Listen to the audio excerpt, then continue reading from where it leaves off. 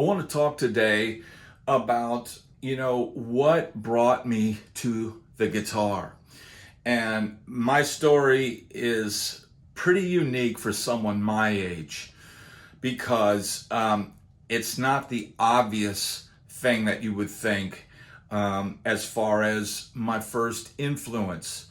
But I grew up really loving music at a very young age. I can remember the first single that I ever bought was Spinning Wheel by Blood, Sweat, and Tears. Now, I had to have been like, I don't know, 4 years old or 5 years old.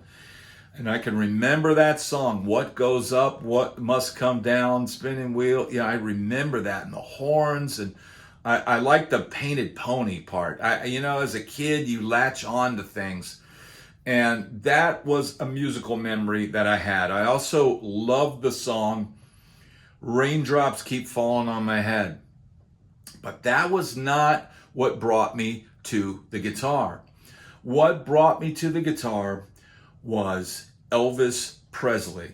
Now, I was much younger than, I wasn't born in the 50s. So it's not like that was my era. I was born in 1966. So realistically, I should have been getting into the Beatles and the Stones and then going on into the 70s and Hendrix and then Van Halen and that stuff. And I'm into all that stuff.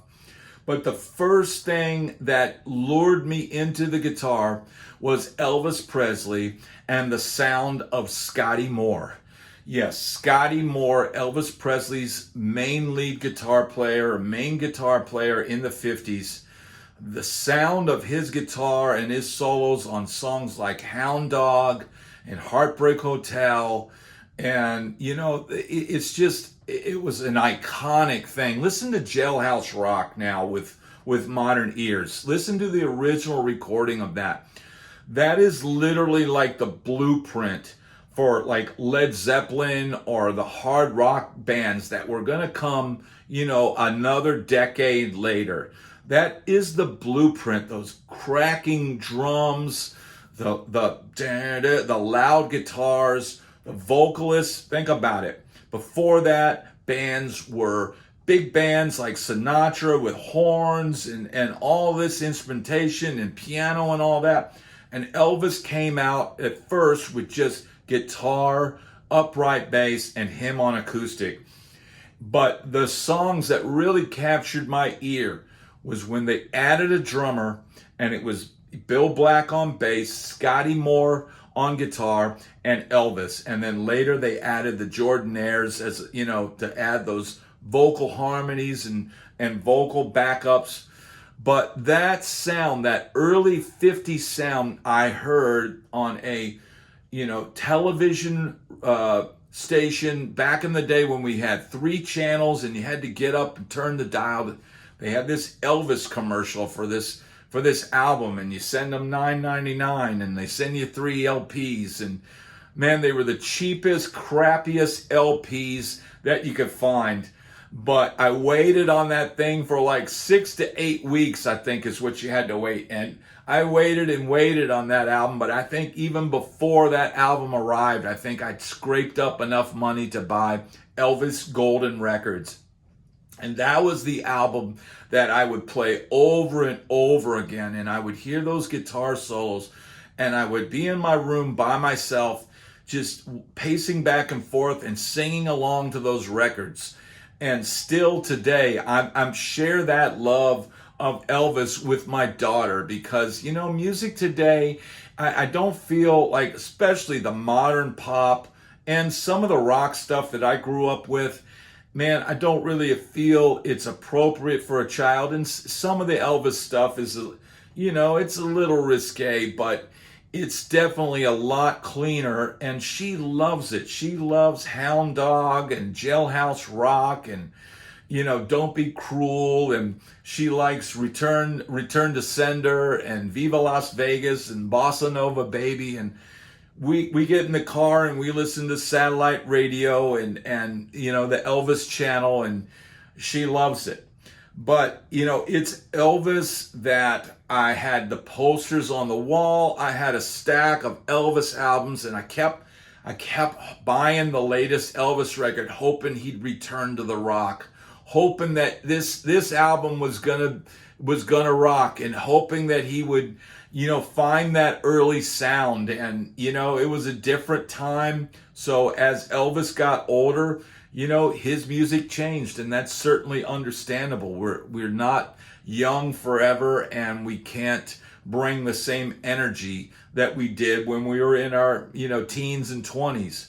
But also, one of the first concerts, if not the first, that I can remember that I went to was seeing Elvis Presley, and I saw him twice. I saw him at Hampton Coliseum, and I saw him at the Richmond Coliseum in Virginia.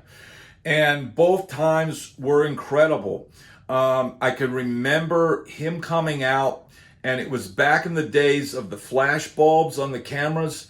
And, we were up in the nosebleeds, way up high at Hampton Coliseum, and they play the da-da-da, da-da-da, they play the symphonic opening, and then he plays That's All Right, Mama. And when he came out, every flash bulb in the place, it was like its own light show. The place just completely lit up with just everyone taking pictures, and we were doing this. I think we did the same thing, or we just marveled at how many flashes were going off.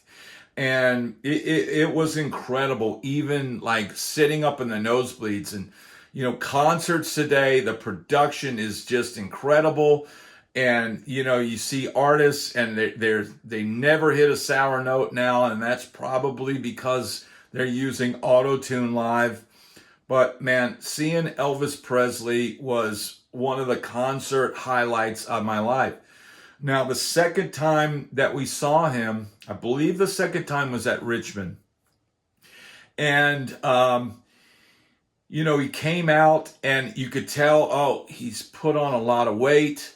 And you could tell he was sluggish, and, it wasn't quite the same amount of energy as before. But I remember one moment. He had a song out at the time called Hurt. And it was a remake of this big, kind of like a 50s power ballad.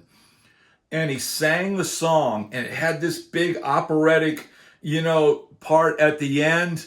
And he hit the note, and the crowd went crazy. And he literally cued the band, and they went right back into it, and just, did the same thing. And the crowd went nuts again. And, he was one of those guys that even at his worst, he never lost his voice. He always had that power and that presence, even after the looks were starting to fade.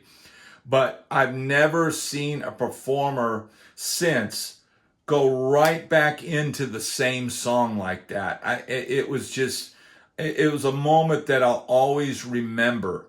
Now with the way productions are and stuff, everything's on a click. It's all running on a loop, and there's no live interaction with the band. It's just clink, clink, clink, bling. We're playing our song, and then clink, clink, clink. Next song kicks in. Back in those days, a singer could just cue the band, end the song, repeat the song. He could do whatever he wanted. And Elvis always had the audience in the palm of his hands. And whether it was the young Elvis that I really had been drawn to, or the older Elvis in the jumpsuits, he always had that charisma. He always had that swagger. And he always had that voice.